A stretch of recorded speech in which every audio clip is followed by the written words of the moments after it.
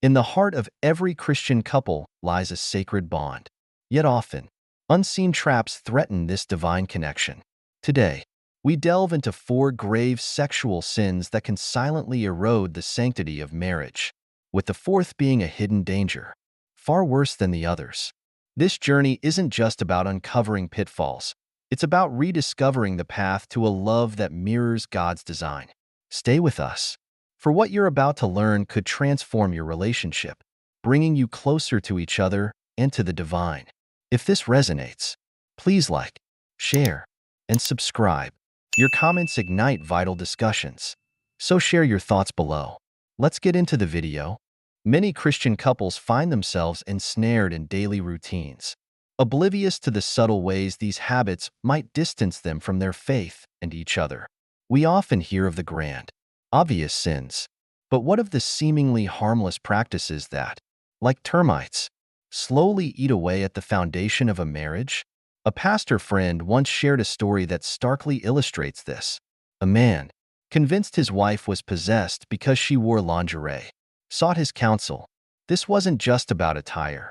It was a reflection of a deeper misunderstanding, a rigid religiosity that painted intimacy as something evil, a dangerous distortion of God's beautiful design for marriage.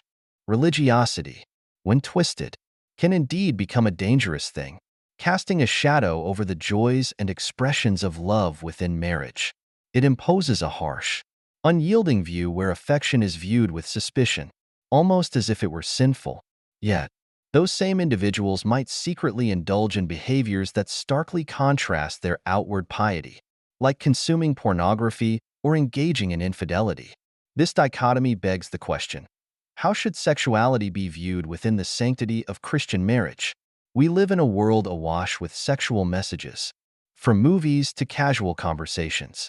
For Christians, the challenge is to navigate this landscape while upholding the sacredness of sex within marriage. My own spiritual journey brought this into sharp focus when I embraced the truth that sex outside of marriage was a sin.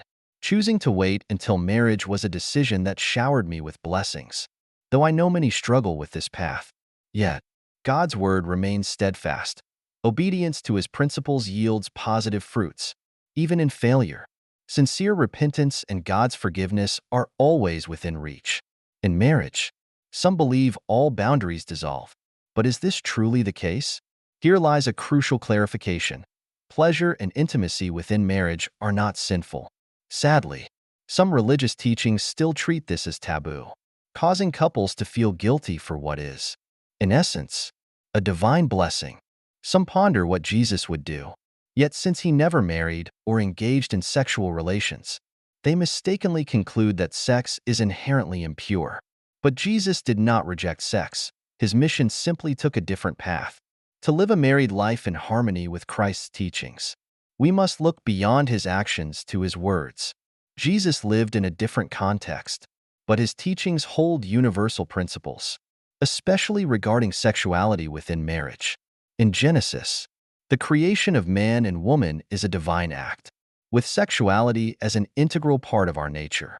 God created us to experience sexual pleasure and to reproduce, affirming that in union, a man and woman become one flesh, highlighting the sacredness of this act within marriage.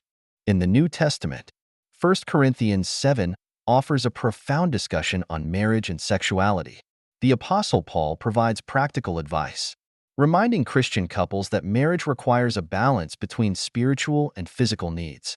He emphasizes that spouses should meet each other's needs, including regular sexual relations, except during specific periods like fasting. And even then, this abstinence should not be prolonged.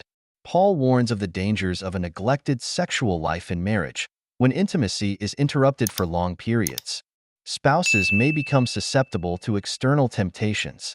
The devil, cunning and persistent, can exploit this weakness, leading the couple into vulnerable situations where unchecked desire can result in impulsive actions and deep regret.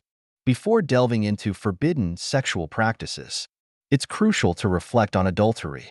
Our culture often romanticizes the notion that those who love do not cheat.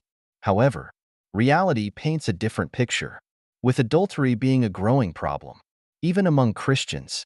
and its consequences are devastating for families. Reflecting on betrayal leads us to a deeper understanding of human nature. Jesus warned in Matthew 26, verse 41, "Watch and pray so that you will not fall into temptation. The spirit is willing, but the flesh is weak." This reminds us that despite good intentions, we are all vulnerable to sin. Temptation is a constant, and we must remain vigilant not to succumb. It's a common mistake to believe that love alone can prevent betrayal.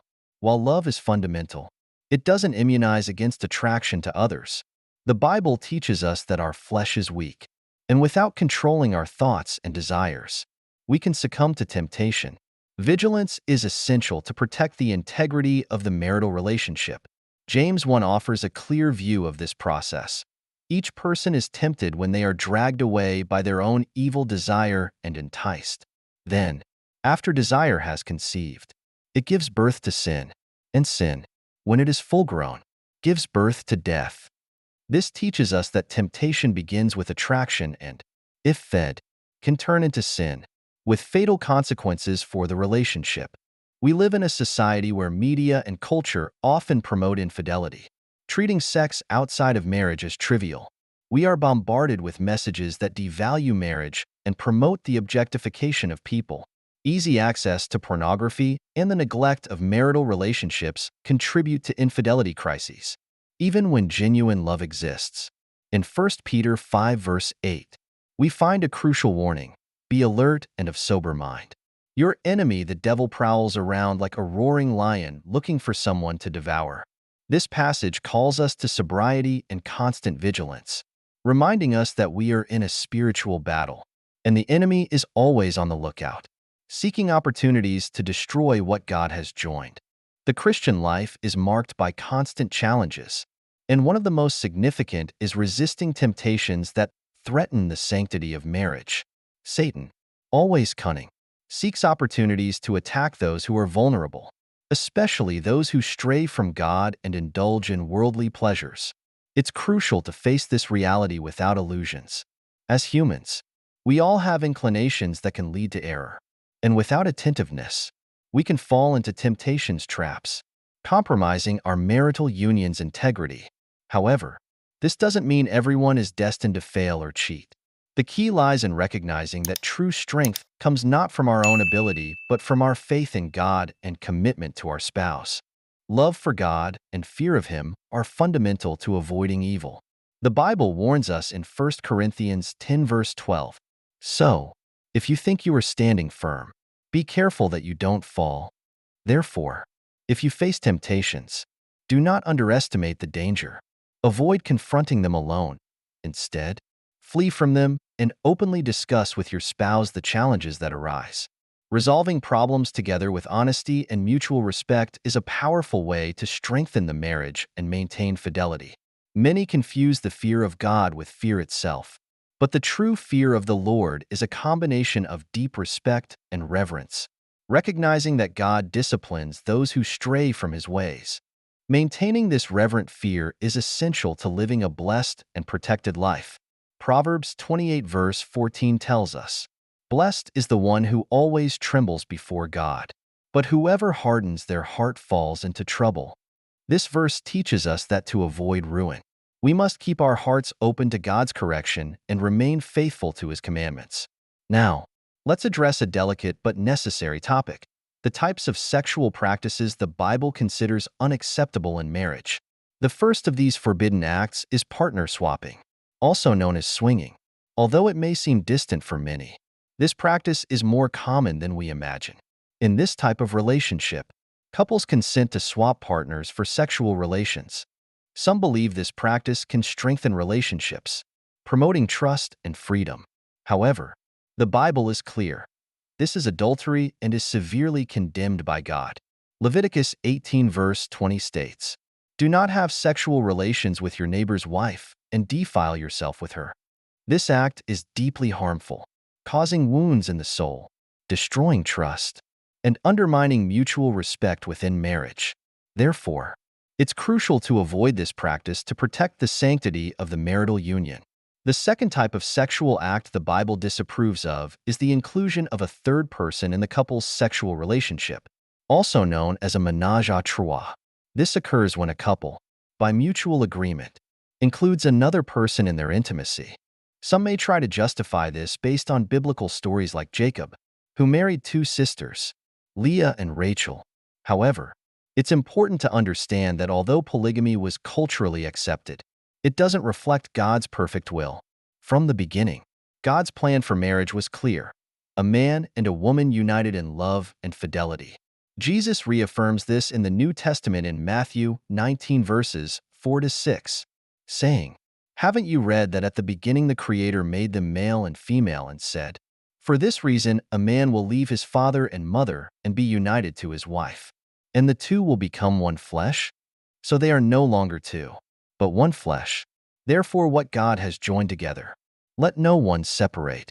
This teaching reinforces that for God, marriage is an exclusive union between a man and a woman, with no room for another person in marital intimacy. It's crucial that as Christians, we understand the limits and principles established by God regarding what is acceptable or not within marriage.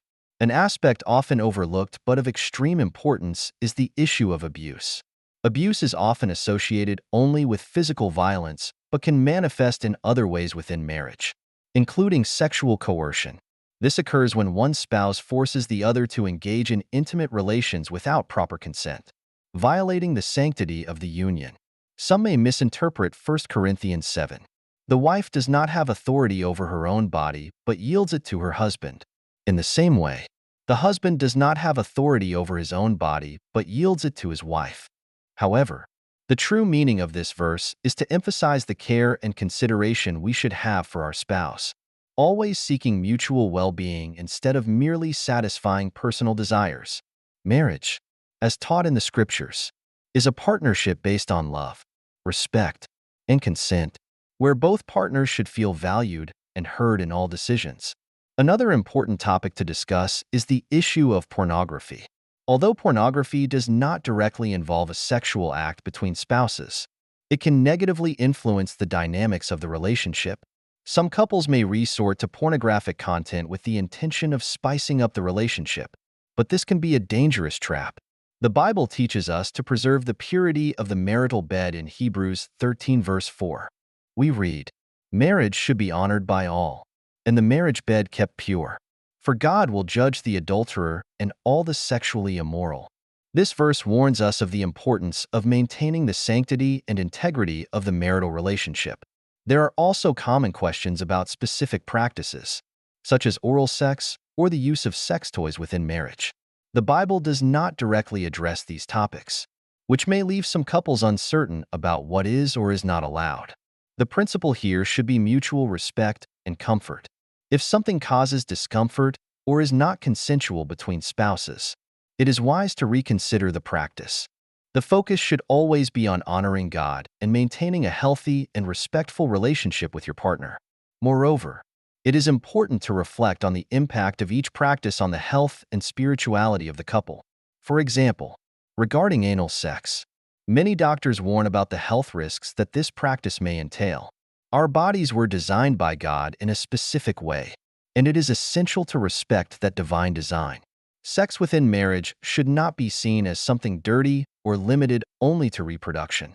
It is a gift from God intended to strengthen intimacy and the connection between husband and wife. For marriage to be truly blessed, it is essential to avoid practices that may displease God, focusing on a relationship based on respect, love, and mutual consideration. When both spouses are aligned in their values and principles, the relationship tends to be happier, healthier, and more fulfilling, which becomes a great blessing for the couple's life. Remember, the path to a healthy and spiritually enriching marriage begins with honesty, dialogue, and a sincere desire to grow together. Each step taken with these principles in mind strengthens the marital bond and brings the couple closer to a relationship that reflects God's love and purpose. May we always seek to honor Him in our marriages. May God bless you, your spouse, and your relationship today and always. As we conclude, let's carry these truths in our hearts. striving to build marriages that are not only fulfilling but also a testament to God's enduring love and wisdom. Remember, a thriving, God-centered marriage is a beacon of hope and a source of strength. If this message has touched your heart, please like, comment, subscribe, and share to spread this vital message. Your engagement helps us reach more couples seeking to strengthen their bond through faith. Let's continue this conversation in the comments below, sharing our experiences and insights. Together, we can build a community dedicated to honoring God in our relationships.